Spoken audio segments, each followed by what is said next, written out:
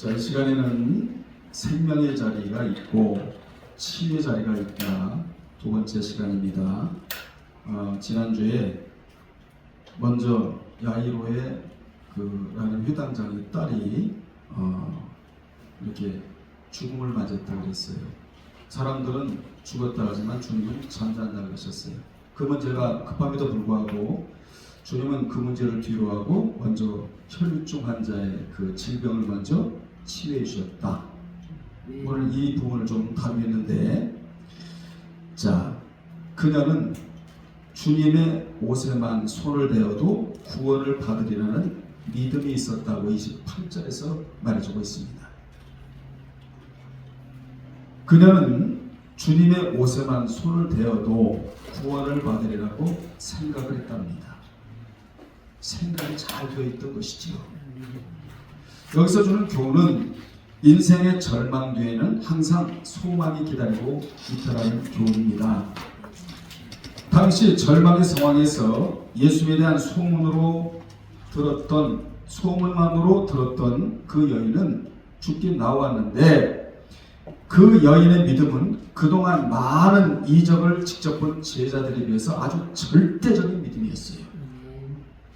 많은 제자들은 이적을 많이 봤잖아요. 근데 여인은 이적을 많이 보지 않았거든요. 왜냐? 죽게 올 수가 없었으니까. 그러므로 신앙은 본 것보다 체험하는 것이 중요하다는 것이지요. 기독교는 체험의 종교예요. 기노스코라는 지식, 체험 지식이거든요. 말씀을 지켜보면, 순종하면 체험이 와지게 되어 있어요. 그래서 체험은 실제로 보고 듣는 실제로 보고 듣고 겪음을 의미하는데, 이것이 또 다른 체험거리를 만들고 더 나은 신앙으로 만든다는 것입니다. 자, 주님은 이 여인을 치유하시고 그 여인으로 하여금 크게 두 가지를 하라, 이렇게 말씀해 주신 거예요. 첫 번째가 뭐냐? 나를 증거하라예요. 나를 증거하라.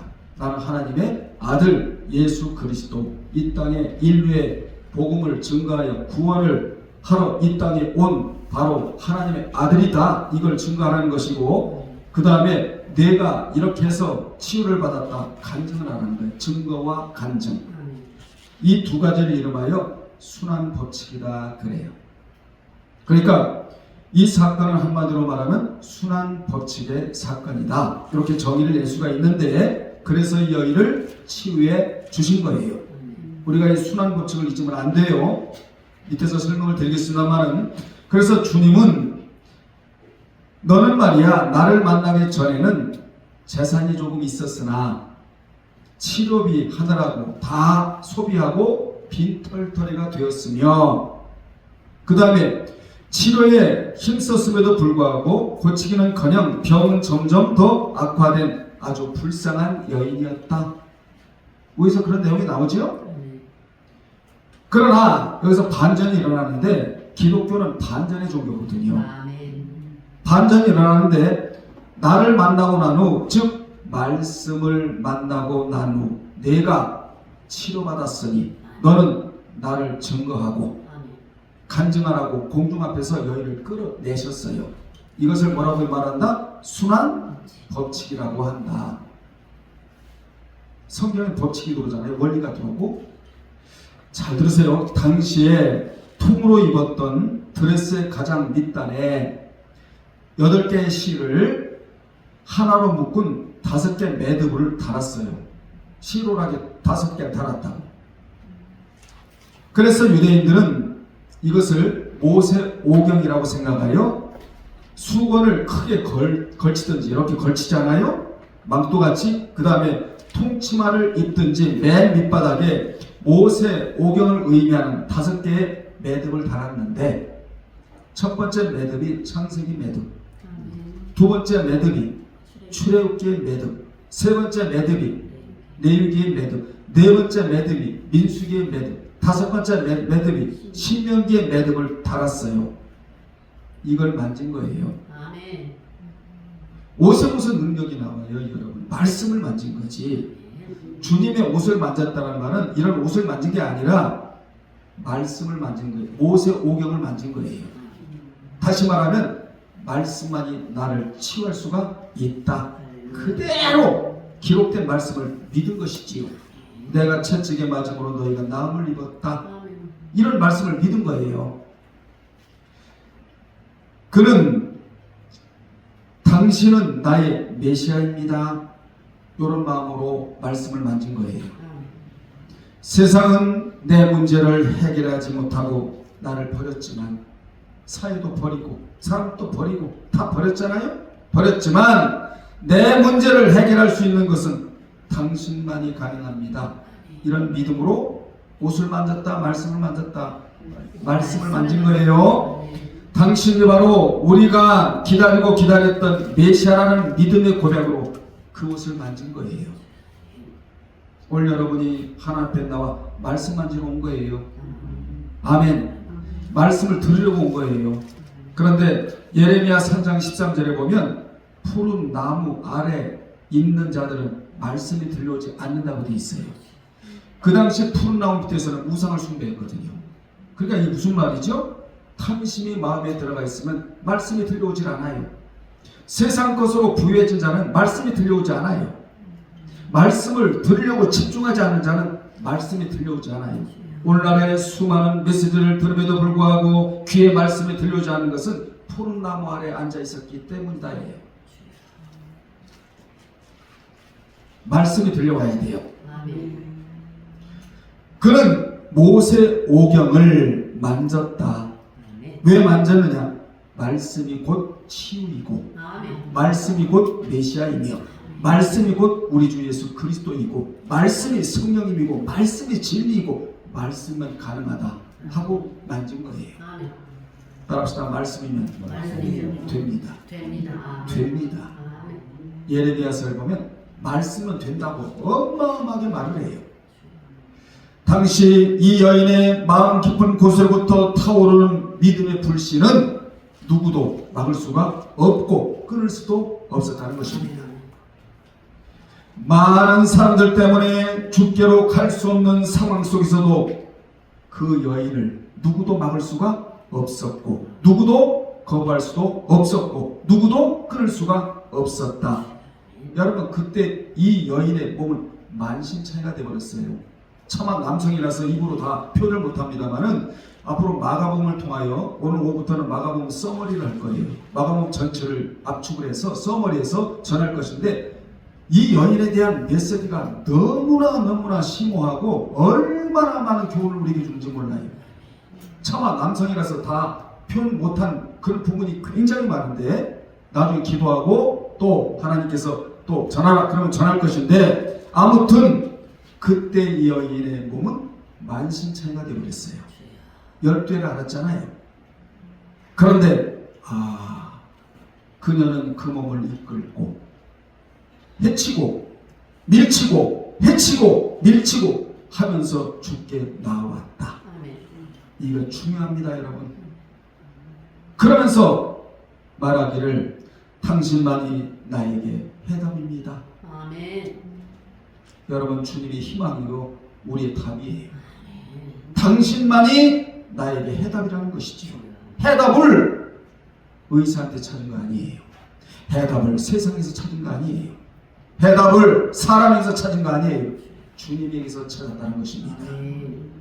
나는 더 이상 돌아설 수도 없고 뒤에 물러설 수도 없으며 더 이상 그 어디에 가서 치료받을 수도 없고 돈도 없고 기댈 사람도 없고 내 인생의 마지막이라는 각오로 죽게 다가가서 마지막에 뭘 만졌다? 말씀을 만졌다. 그녀는 믿음의 불이 붙어서 그 술을 만진 거예요. 말씀을. 당시 예수님의 주위에는 제자들이 칼을 차고 주님을 호위하며 왕으로 모시면서 따라가는데 그녀는 그것을 뚫어버렸어요. 돌파력이 있었다 그 말입니다.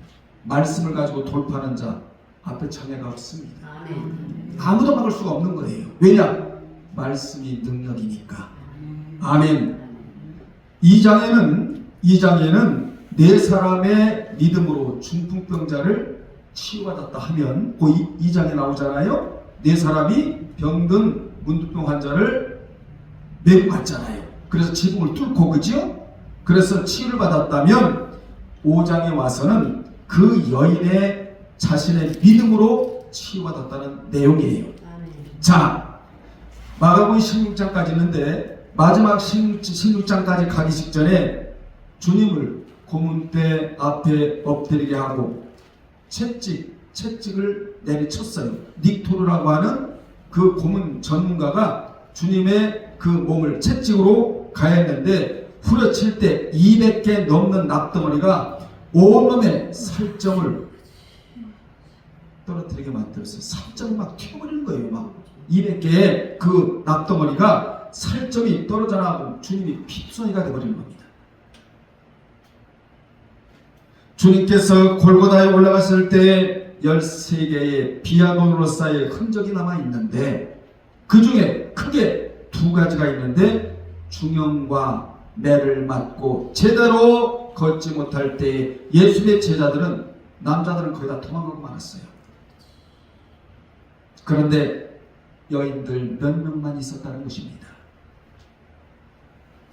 주님이 가다가 쓰러지고 할 때 한 여인이 나오는 거예요. 한 여인이 나와서 무시무시한 로마 병정들 앞에서 여기서 이 여인이 또 한 번 해치고 밀치고 하는 거예요. 먼저는 많은 사람들이 주님을 에워싸였으므로 나는 마지막에 말씀을 만지겠다고 해치고 밀치고 했고, 두 번째로는 제자들이 칼을 차고 주님 곁에서 지키고 있는데 죽으면 죽으리라고 여기서 또 해치고 밀치고 또 한 번 하고 다 도망가 버리고, 로마 병정들이 주님을 지킬 때 여러분 로마 병정들이 죽어야 돼. 여기서 또 한 번 해치고 밀치고 하는 거예요. 신앙이 뭐냐? 해치고 밀치고를 해야 신앙생활을 제대로 할 수가 있고 치유의 강물이 흘러 넘친다는 것입니다. 이 여인이 해치고 밀치고 로마 병정 해치고 밀치고 나왔는데 이 여인이 가슴속에 품고 있던 소박한 흰 수건, 이 흰 수건의 상징은 뭔 줄 아세요? 당신을 의지하고 나를 드리나이다. 이게 흰 수건의 의미예요. 당신을 의지하고 나를 드립니다. 로마 병정이 아무리 나를 못 들어가게 한다 할지라도, 나를 죽인다 할지라도 나는 당신을 의지하고 흰 수건을 드립니다. 이 보통 여러분 이게 간단한 그런 본문이 아니에요. 그렇게 하면서 그 손수건을 내밀고 주님과 눈을 마주보며 주님이 흘리신 피를 닦아주었다고 역사는 기록하고 있다, 그 말입니다. 쉬운 거 아니에요, 여러분. 이 여인이 12의 혈루증을 앓았던 여인이고 그 이름을 베로니카라고 하고 역사는 기록하고 있는 겁니다. 베로니카, 첫 번째 수녀가 되었다는 기록이 있어요. 첫 번째로 사람들은 해치고 밀치고 십자가 앞으로 여인에게 창피를 주고 겁을 주고 했지만, 두려움을 줬지만 그녀는 주님으로부터 받은 은혜가 너무나 컸기 때문에 은혜를 은혜로 갚을 줄 아는 이 여인의 이야기는 주님께서 다시 오실 때까지 영원히 변치 않는다는 교훈을 우리에게 주고 있는 겁니다. 오늘 또 우리가 교훈을 받고 있잖아요. 이 여인으로 하여금 주님의 제자들도 아닙니다. 남자들도 아닙니다. 한 여인의 그 행실, 한 여인의 주님에게 행한 이야기는 초대교회는 이 여인을 베로니카라고 부르고 있었다, 그 말이에요. 첫 번째 수녀가 되는데, 여러분들이요, 중요한 교훈을 여기서 또 주고 있는데, 은혜를 받았다면 은혜를 은혜로 알고 다시 갚아주는 순환 법칙이 여기 들어오고 있다는 거예요. 여인을 창피 주기 위한 것이 아니고 기독교 역사에 만인으로부터 존경을 받고 가장 사랑을 받는 여인이 바로 베로니카였다.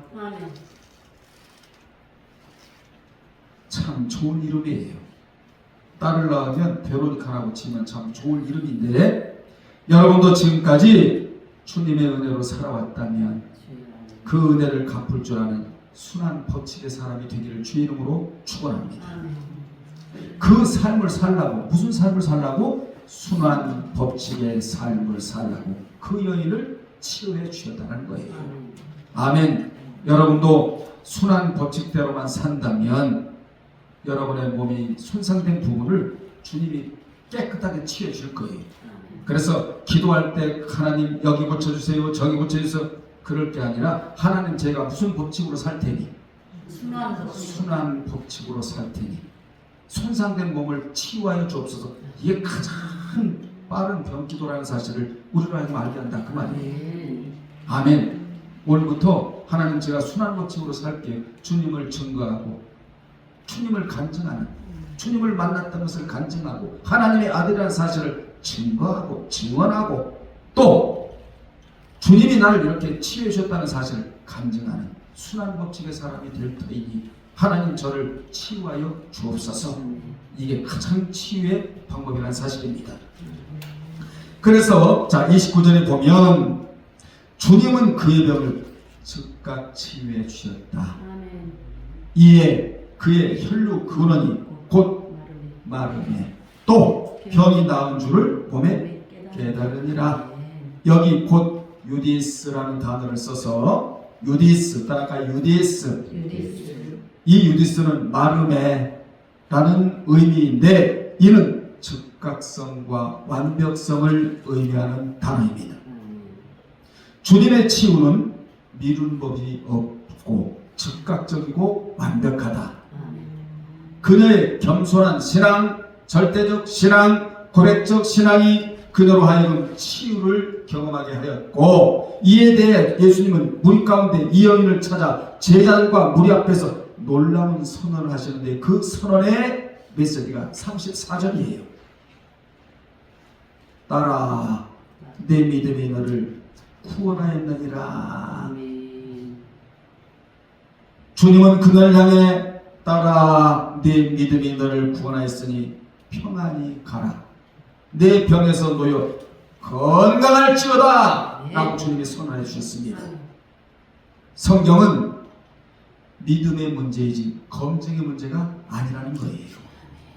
여기 구원은 그녀의 신앙의 축복, 건강의 축복, 환경의 축복까지를 의미하는 단어가 구원이에요.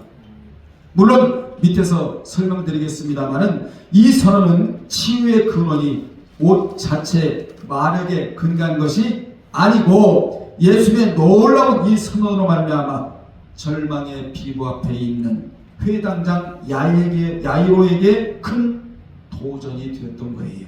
그래서 이 사건부터 주님이 치유해 주셨다. 아멘. 자, 위에서도 잠시 언급했듯이 우리가 생각하기에는 지금 야이로의 딸의 생명의 문제가 더 중요하다고 생각할 수도 있다고 제가 이미 말씀을 드렸어요. 왜냐하면 그 문제는 촌각을 다투는 문제이기 때문이었다고 23절에서 지금 죽음 직전에 처해 있는 시점에서 주님이 그 집으로 가는 도중에 벌어진 사건은 어찌 보면 딸의 구원에 지체함을 주는 장애물이자 방해거리로 여길 수도 있었어요.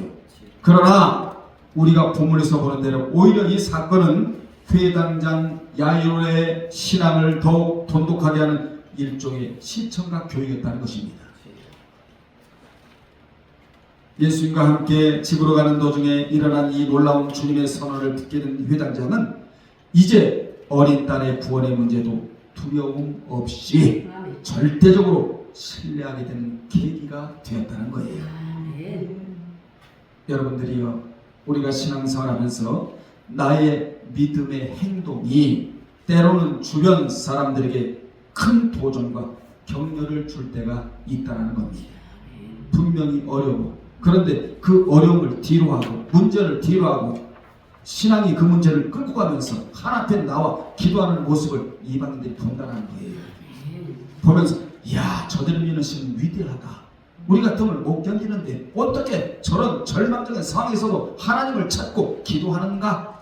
큰 도전과 격려를 줄 수가 있다는 것이지. 우리가 이 여인이 바로 그런 여인이고 야이로라는 회당장이 바로 그런 사람이었다. 아멘. 그러므로 좋은 신앙은 나만의 유익이 되는 것이 아니라 상대에게도 엄청난 영향을 끼친다라는 교훈입니다. 이같이 주님과 함께 걸어가는 중에 발생하는 사건들은 겉으로 보기에는 일종의 장애물, 방해거리처럼 보이지만 주님과 함께만 가고 있다면 그것은 변장된 축복으로 나타나는 경우가 허다하다예요. 주님과 함께 가야 할 이유가 여기에 있다. 주님과 함께 걸어가면서 내 앞에 다가오는 모든 문제는 변장된 축복으로 다가오는 것이다. 이걸 알아야 된다 이 말이에요. 이걸 보여주기 위함이었다 이 말이에요. 야이로에게 여러분 앞에 문제가 있습니까? 걱정하지 마십시오. 왜냐? 여러분이 주님과 함께만 걸어가고 있다면 모든 것들이 다 변장된 축복으로 다가온다는 것이지요. 아멘. 그러면서 35절에 보면 죽음 앞에서 소망이 소멸되어 버리는 자연인의 연약함을 보게 돼요. 우리가 읽어요. 아직 예수께서 말씀하실 때 회당장의 집에서 사람들이 와서 가로되 당신의 딸이 죽었나이다. 어찌하여 선생을 더 괴롭게 하나이까? 라고 말했는데 혈류증 여인이 고침을 받고 축복이 선언되는 동안 비운의 전갈이 회당장에게로 온 거예요. 회당장의 집에서. 우리는 여기서 죽음 앞에서 소망이 소멸되어 버리는 자연인의 연약함을 보게 됩니다. 자연인의 연약함을 보게 되는 거예요. 여러분들이요, 본절에 보면 그들이 얼마나 급박했으면, 이 상황이 얼마나 급박했으면 그 집에서 나와 회당장에게 당신의 딸이 죽었으니 이제 더 이상 예수님을 모셔오는 것은 오히려 회당장을 괴롭히는 일밖에 되지 않으니 그분을 모셔오는 일을 그만두라고 했겠는가 그 말이에요. 무엇을 모르고 있었지요?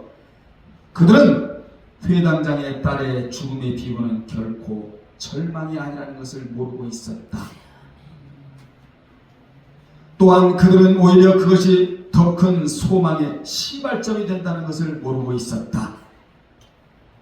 그리고 믿는 자의 죽음이란 인생의 모든 소망의 마지막을 의미하지 않는다는 것을 모르고 있었다. 하나님은 광풍 가운데서도 우리가 죽게 된 것을 돌아보시는 분이라고 마가복음 4장 38절에서 말해주고 있어요. 아멘. 그렇습니다. 주님은 우리의 소망이 되시거든요. 항상 우리 앞에는 소망의 창구가 열려있다는 사실을 기억하시길 바랍니다. 예수님이 계시고 천국이 있으니 나는 만족하고 살아갈 수 있습니다 라고 우리는 외쳐야 된다 이 말이에요. 이러한 외침이 있는 자는 신앙의 날개를 단 자들이죠. 여러분은 신앙의 날개를 달기를 주의 이름으로 축원합니다. 그러면서 35절에 다시 갈까요? 회당장의 집에서 온 사람들은 회당장과 예수님의 사이를 결별하도록 하기에 충분하였다. 야, 여기서 보면요, 예수님을 모셔오는 것은 오히려 당신을 괴롭히는 일밖에 되지 않으니 그분을 모셔오는 일을 그만두라고.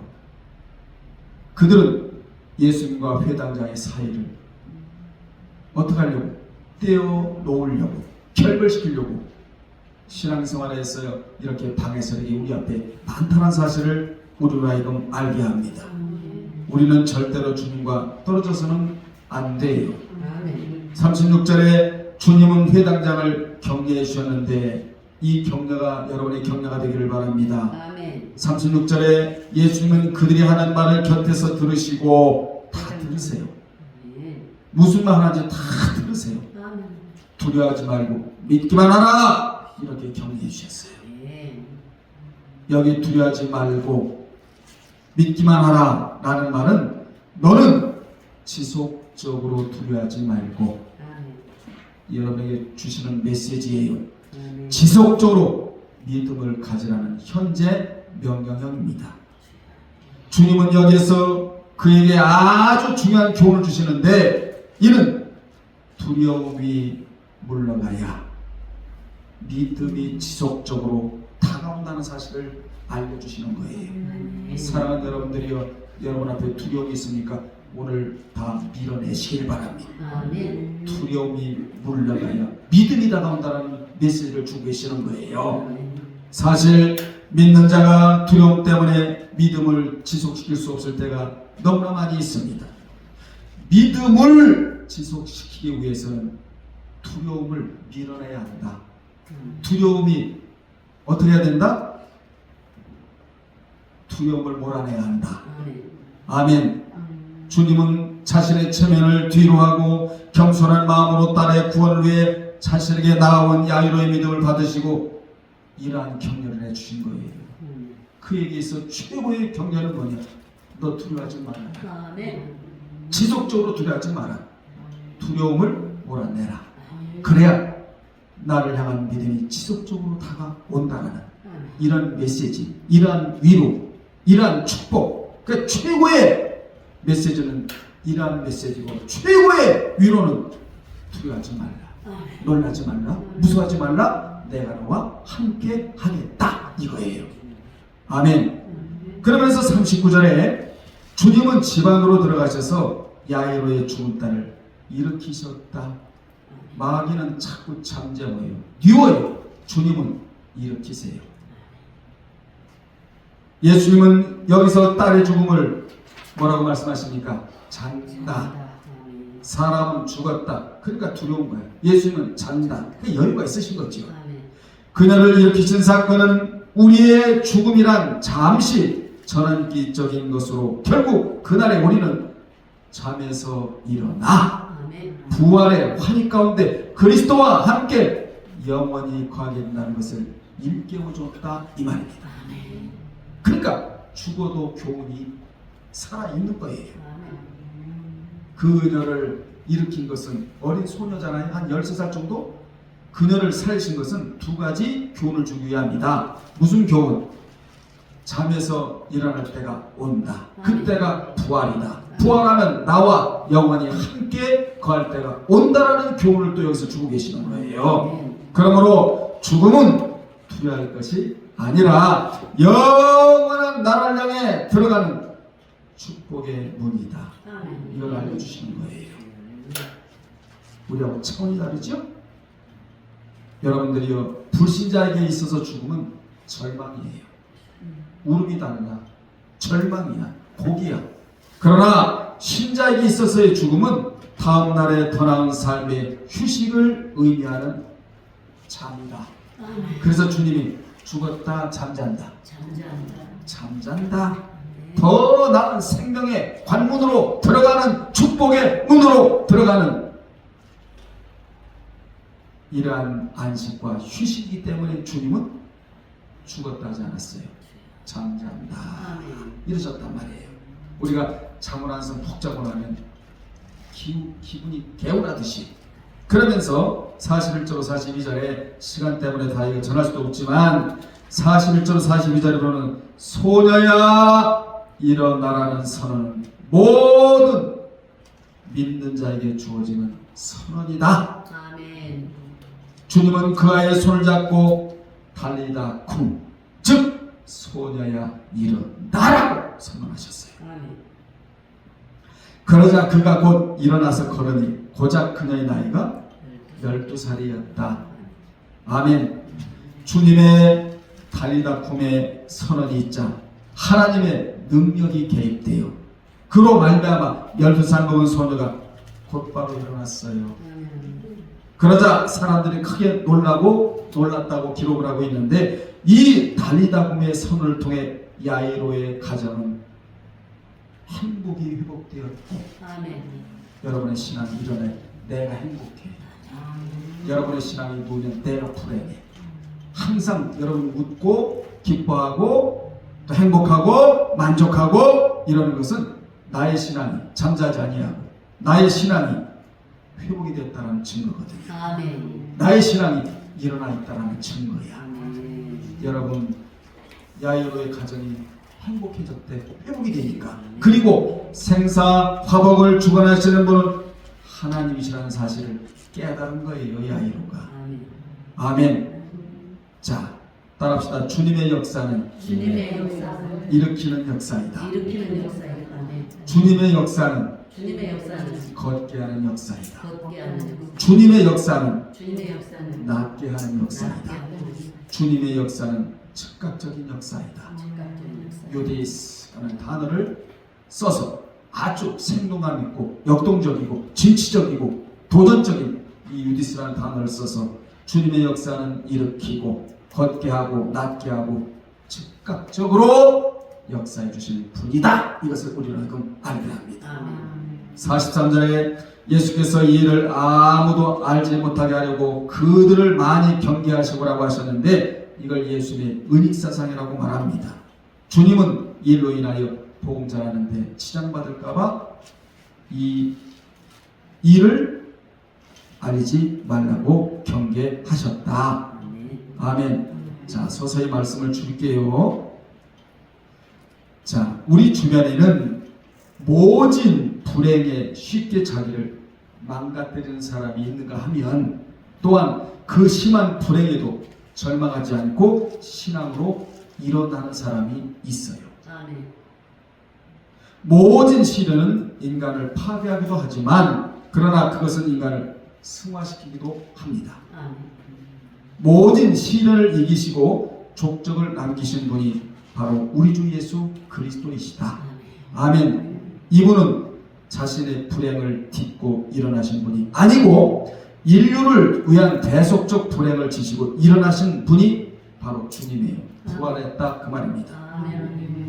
이분이 오늘 저와 여러분에게 이런 말씀을 하십니다.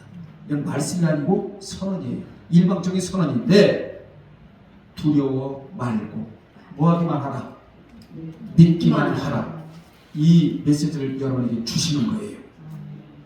이 주님이 바로 우리의 믿음의 주인이시요 우리의 믿음을 온전케 하시는 예수 그리스도이시다. 아멘. 그런데 오늘날 자리를 잘못 잡아 실패한 사람들이 한두 명이 아니라는 것입니다. 그런데 오늘 본문에 생명의 자리를 찾아 나온 누구? 야이로라는 회당장, 치료의 자리를 찾아 나온 누구? 열두의 혈증을 앓았던 여인. 두 사람이 등장을 하잖아요. 여러분들이 앞으로 여러분은 생명의 자리를 부지런히 찾아 나오시길 바라고 믿음의 자리, 치유의 자리를 찾아 나오시기를 주의 이름으로 축원합니다. 끝으로 주님은 이 두 자리를 찾아 나온 자들을 절대로 외면하지 않으시고 절대로 빈손으로 돌려보내지 않으시고 주님은 다 해결해 주시는 분이다. 아멘 합시다. 오늘 여러분은 이 두 자리를 찾아 나온 줄로 믿습니다. 그러면 나왔다면 주님 앞에 네 마디 고백을 하고 마쳐야 돼. 첫 번째 고백이 뭐냐? 주님 한 분밖에는 없습니다. 이거예요. 이런 고백이 그 속에 다 들어가 있다고. 두 사람의 그 가슴 속에 신앙 고백 속에 들어가 있단 말이죠. 두 번째, 주님을 절대적으로 신뢰합니다. 세 번째, 주님 불쌍히 여겨 주옵소서. 마지막에 주님을 끝까지 따르겠습니다. 이 네 마디 고백 뒤에는 주님의 신성이 움직여 생명이 살아나고 치유 역사가 일어나는 기적의 고백이라고 해요. 네 마디 고백. 항상 생명의 자리에서 말씀을 들으시고 또 치유의 자리에서 치료받으시고 그리고 이 네 마디 고백을 늘 남기는 여러분이 될 때 우리 앞에 장애물이 없고 모든 질병도 치유받는 역사가 주님 안에 있을 줄로 믿습니다. 기도하겠습니다. 하나님 아버지여, 주님밖에는 없습니다. 주님이 절대자이십니다. 주님은 낫게도 하시고 걷기도 하시고 치유도 하시고 문제의 근원까지 완벽하게 해결해 주시는 분이 주님이십니다. 오늘 우리가 생명의 자리, 치유의 자리와 싸우니 오늘 말씀대로 두려워하지 말고 믿기만 하라 라는 선을 통하여 모든 문제들이 해결되는 은혜가 있게 도와 주옵소서. 예수님의 이름으로 기도드리옵나이다. 아멘.